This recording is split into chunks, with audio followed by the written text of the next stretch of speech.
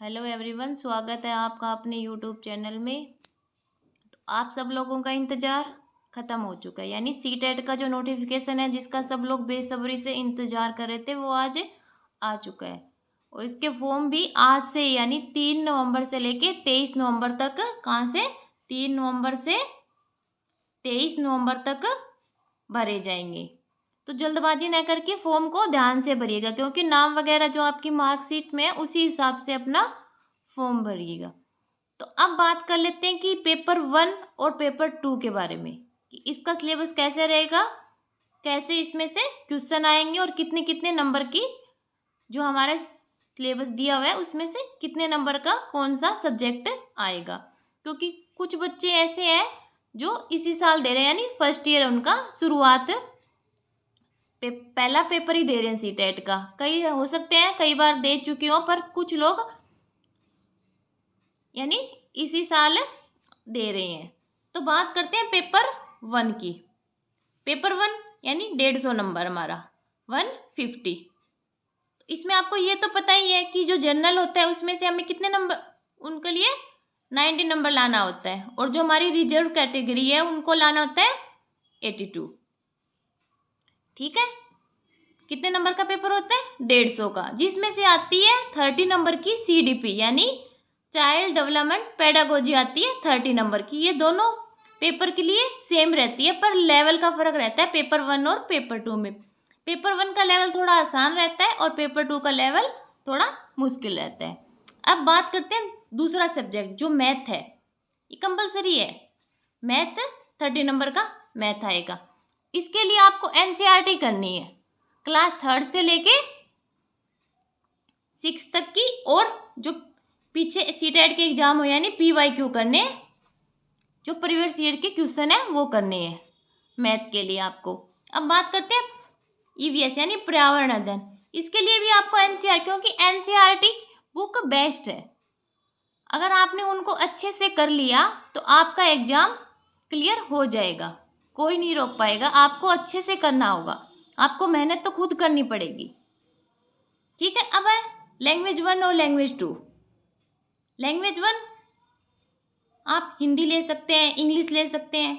ठीक है, ऐसे ही अगर आपने लैंग्वेज 1 में हिंदी ले ली तो सेकंड लैंग्वेज इंग्लिश ले सकते हैं। हो सकता है किसी बच्चे को संस्कृत आती हो, संस्कृत ले सकते हैं। यानी दोनों लैंग्वेज अलग अलग लेनी होगी, एक नहीं ले सकते। और ये लैंग्वेज का जो हम करेंगे, ये फॉर्म में जो अभी फॉर्म भरे जाएंगे उसमें हमें डिसाइड करना पड़ेगा कि हमारी लैंग्वेज फर्स्ट कौन सी है और लैंग्वेज सेकंड कौन सी है। ठीक है, तो ये तो हो गया पेपर 1 हमारा। इसी प्रकार अगर पेपर 2 की बात करते तो 30 नंबर की तो CDP आ गई। ठीक है, और 60 नंबर की आती है जिसके पास साइंस और मैथ है, यानी जिन्होंने BSc B.Ed कर रखा है। 60 नंबर की इनकी ये आएगी। अगर जिनका सब्जेक्ट SST है उनकी 60 नंबर की आएगा सामाजिक अध्ययन। और इनके लिए बुक वही NCERT की हमारी 6 to 8 क्लास की NCERT अच्छे से करनी है, यानी उनको बिल्कुल रट लेना है आपको, उसमें से क्वेश्चन आते ही हैं। और ऐसे लैंग्वेज फर्स्ट और सेकंड हो गई, उनका आपको पता ही है। अभी फॉर्म भरे जाएंगे तो उसमें आपको डिसाइड करना पड़ेगा कि आपकी लैंग्वेज फर्स्ट कौन सी है, लैंग्वेज सेकंड कौन सी है। तो इसमें आपको क्या करना है, NCERT की जो बुक है वो पढ़नी है, और जो PYQ है वो करने हैं आपको। ठीक है, क्योंकि हमारी जो एग्जाम की डेट है वो कितनी है, 21 जनवरी 2024 है। यानी दिसंबर की बजाय जनवरी में हमारा एग्जाम, हमारे पास 2-2.5 महीने का टाइम है। तो आप अगर अभी से भी करोगे तैयारी तो भी आप ये एग्जाम अच्छे से कर सकते हो, क्योंकि मेहनत तो आपको करनी है। अगर आप अच्छे से मेहनत करोगे तो आप एग्जाम क्लियर कर सकते हैं, फर्स्ट अटेम्प्ट में ही आप एग्जाम कर सकते हैं। और जो एग्जाम का मोड है वो कौन सा हमारा ऑफलाइन होगा, यानी पेन पेपर वाला एग्जाम होगा। ठीक है, एग्जाम का मोड क्या है, ऑफलाइन एग्जाम है। और कितने को है, 21 जनवरी 2024 को हमारा एग्जाम है, उस दिन संडे है।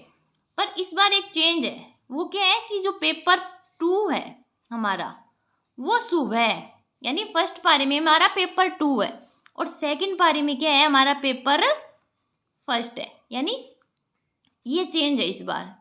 हर बार क्या होता है, पेपर फर्स्ट पहले होता है, पेपर 2 बाद में होता है। इस बार ये एक चेंज किया है। और पेपर 1 और पेपर 2 के लिए कौन है, मतलब क्या योग्यता चाहिए, वो अब हम देखते हैं कि पेपर 1 के लिए कौन है फॉर्म भर सकता है, पेपर 2 के लिए कौन है फॉर्म भर सकता है। ठीक है, अब बात करते हैं एलिजिबिलिटी की, यानी योग्यता की। क्या योग्यता चाहिए हमें पेपर 1 और पेपर 2 के लिए। तो जो अभी नोटिफिकेशन आया है उसमें लिखा हुआ है कि एनसीटी की गाइडलाइन के अकॉर्डिंग, यानी जो सुप्रीम कोर्ट का फैसला आया उसके अकॉर्डिंग पेपर भरे जाएंगे। यानी पेपर 2 बीएड वालों के लिए है और पेपर 1 डीएड वालों के लिए। ठीक है, अगर जिन्होंने दोनों कर रखी है वो पेपर दोनों कर सकते हैं, पर अगर किसी के पास ओनली बीएड है तो वो पेपर 2 ही करेगा, और जिनके पास ओनली डीएड है वो पेपर 1 करेगा। तो अब क्या है, ये अगर हमारे 12th में 50% मार्क्स हैं और हमने डीएड कर रखा है तो हम पेपर 1 का फॉर्म भर सकते हैं। इसी प्रकार हमारे पास अगर 12th में 50% है और बीएड कर रखा है, यानी जिसमें बैचलर डिग्री ऑफ और साथ में हमारी डीएड होती है, अगर ये हमने कर रखा है तो हम पेपर 1 का फॉर्म भर सकते हैं। बाई चांस अगर किसी बच्चे के 12th में 50% नहीं बन पाते हैं, यानी कम रह जाते हैं, तो वो क्या फॉर्म नहीं भरेगा? नहीं, जो 2022 में एनसीटी की गाइडलाइन आई थी उसके अकॉर्डिंग वो भी फॉर्म भर सकता है, पर 45% होना चाहिए 12th में उसका, और साथ में उसने डीएड किया होना चाहिए, वो भी फॉर्म भर सकता है। पर एक बात और है, इसमें क्या है कि जो फर्स्ट ईयर है जिनका, यानी जिन्होंने अभी डीएड का मतलब एडमिशन ली है, और जिनका फर्स्ट ईयर है और जिनका कंप्लीट हो चुका है, वो दोनों फॉर्म भर सकते हैं। यानी डीएड जो कर रहे हैं और जो कर चुके हैं वो पेपर 1 और का फॉर्म भर सकते हैं, और जिनके 12th में 50% है और 45% है वो पेपर 1 का फॉर्म भर सकते हैं। और ये है जनरल के लिए, जो हमारी जनरल कैटेगरी है उनके लिए है ये वाला। जो हमारी रिजर्व कैटेगरी है उनको परसेंटेज में थोड़ा चेंज मिल जाता है, यानी ओबीसी के 3% का कम कर लो, और जो हमारी एससी और एसटी है उनमें 5% इनमें से कम कर लो, उनके अकॉर्डिंग ये वो हो जाएगा।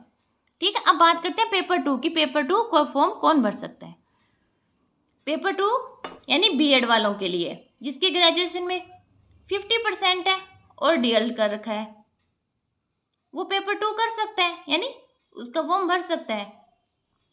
और जिसका ग्रेजुएशन भी है पर ग्रेजुएशन में उसके मार्क्स कम है, पर जो पीजी यानी पोस्ट ग्रेजुएशन है उसमें उसकी 50% है, और साथ में क्या बीएड भी कर रखी है उसने, तो वो भी पेपर 2 का फॉर्म भर सकता है। ठीक है, अब 12th में अगर हमारे 50% और हमने कर रखा है बीएड, यानी जिसमें बीए भी हमारी और बीएड भी है, वो पेपर 2 कर सकता है। और 12th में 50% प्लस बीए भी है और बीएड भी है और बीएससी और बीएड, इनमें से अगर हमारे पास बीए बीएड है या बीएससी बीएड है तो हम पेपर 2 कर सकते हैं। अगर हमारे ग्रेजुएशन में 50% नहीं रहते तो क्या हम फॉर्म नहीं भरेंगे? नहीं, 2022 में जो एनसीटी की गाइडलाइन आई उसके अकॉर्डिंग हम, अगर हमारे 45% भी है ग्रेजुएशन में और साथ में बीएड है तो हम पेपर 2 कर सकते हैं। ठीक है, तो क्या किया आज हमने कि देखा कि कौन पेपर 1 और पेपर 2 कर सकते हैं, यानी जिनके पास बीएड है वो पेपर 2 और जिनके पास डीएड है वो पेपर 1, यानी प्राइमरी के लिए, और ये है ग्रेजुएशन वालों के लिए। ठीक है, तो क्या हुआ, और पढ़ना क्या है हमें इसके लिए? एनसीईआरटी पढ़नी है। जो पेपर 1 है वो 3rd से 6th क्लास की एनसीईआरटी और पीवाईक्यू यानी प्रीवियस ईयर के क्वेश्चन करने हैं, और जो बीएड वाले हैं वो 6 to 8 क्लास की एनसीईआरटी करनी है, चाहे वो साइंस वाले हो, चाहे मैथ वाले या एसएसटी वाले हो, और पीवाईक्यू करने हैं उनको। और आपको इस चैनल पे भी सीटेट की तैयारी करवाई जा रही है, अगर आप चैनल के साथ जुड़ेंगे तो आपको सीटेट के सिलेबस के अकॉर्डिंग तैयारी करवाई जाएगी।